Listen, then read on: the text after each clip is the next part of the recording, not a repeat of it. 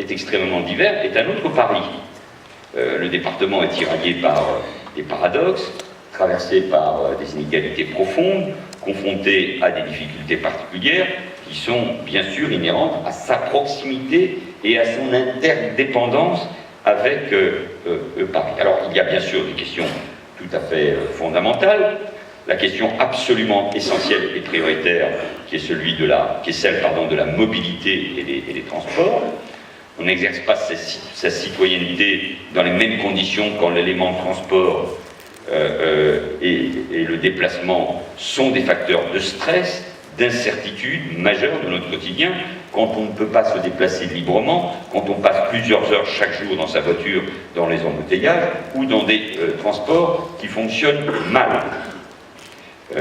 Et là, il y a un défi essentiel.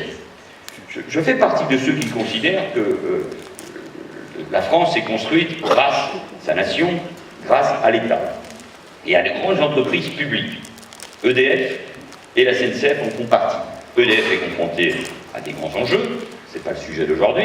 La SNCF, aujourd'hui, bien sûr, nous intéresse très directement. Or, ce qui se passe sur les lignes D et C du RER, ou sur le projet de tramway, et les retards semble-t-il prévisibles entre Massy et Évry, pose des problèmes sur la capacité de la puissance publique à être crédible auprès de tous les acteurs, politiques, économiques, mais d'abord les citoyens. Et là, et je sais que la préfète est à notre côté, c'est le rôle de l'État qui joue pleinement et qui assume, bien sûr, ses responsabilités. Vous avez raison, Madame la préfète, de rappeler la signature du contrat d'intérêt national, ce que nous faisons avec Grigny 2030. J'aimerais d'ailleurs que les élus de Grigny saluent davantage ce qui est fait par l'État plutôt que de se plaindre de ce qui n'est pas fait, même si on peut toujours critiquer ici ou là le gouvernement. J'ai suivi suffisamment de critiques pour savoir qu'on est capable de les recevoir, et chacun a ses propres responsabilités. Et l'État et les collectivités, je pense notamment à Grand Paris Sud, ou le département, assument leurs responsabilités. Mais sur les transports, avec le soutien de la région et de Valérie Pécresse, avec qui nous avons bien travaillé, et il y a des investissements qui sont prévus, se joue une grande partie de la crédibilité de la puissance publique dans les années qui viennent.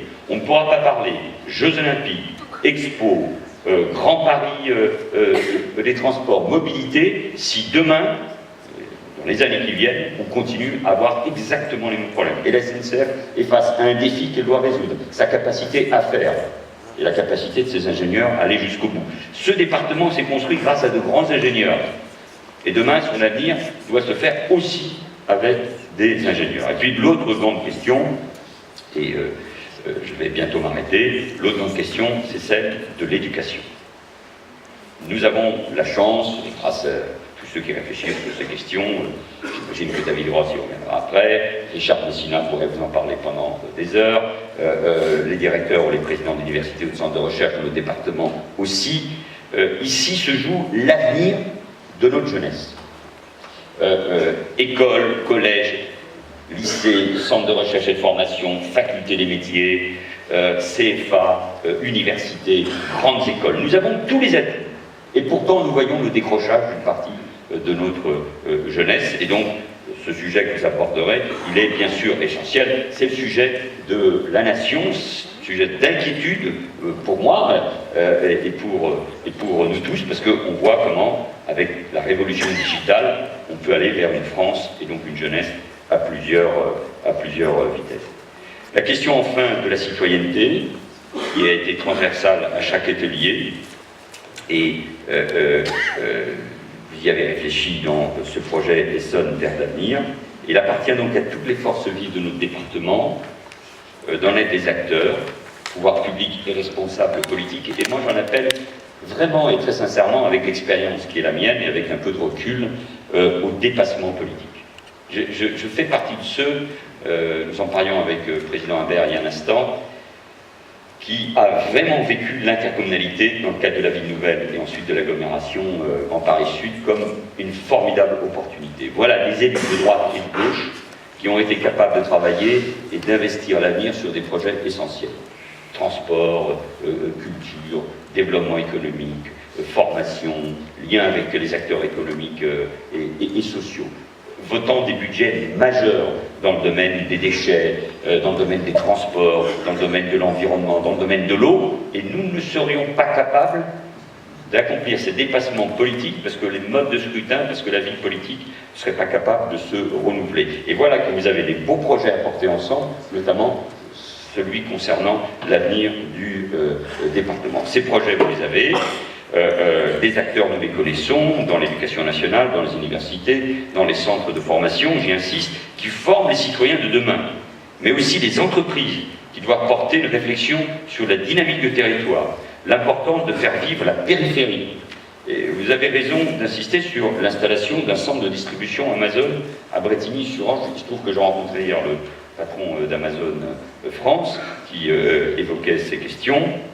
Ou dans le domaine de la recherche, des clusters qui peuvent demain s'installer sur notre territoire, les projets que l'on porte, et si évidemment je regrette énormément l'abandon du projet de grand stade de rugby, et c'est vraiment ballot quand on voit que la France a été choisie pour accueillir la Coupe du Monde de rugby en 2023, pourquoi une campagne électorale dans une fédération française de rugby peut avoir des effets aussi négatifs qu'une campagne électorale dans la vie politique ou démocratique.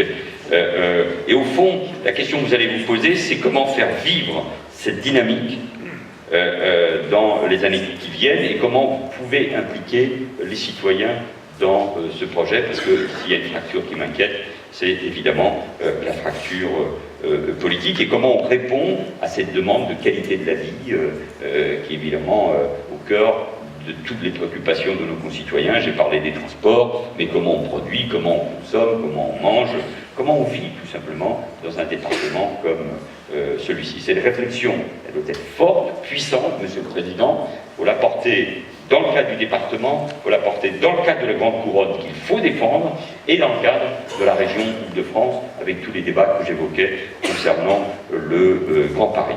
Chacune et chacun doit être pleinement acteur de cette citoyenneté, inventer bien sûr l'avenir de ce territoire, si jeune et en évolution permanente. C'est ce que fait le conseil départemental avec cette démarche, c'est ce que vous allez faire tout au long de cette matinée, et en tout cas en étant conscient de la chance que j'ai de pouvoir intervenir comme mon témoin, chasser en tout cas que je continue à être un petit acteur de la vie de votre département. Merci.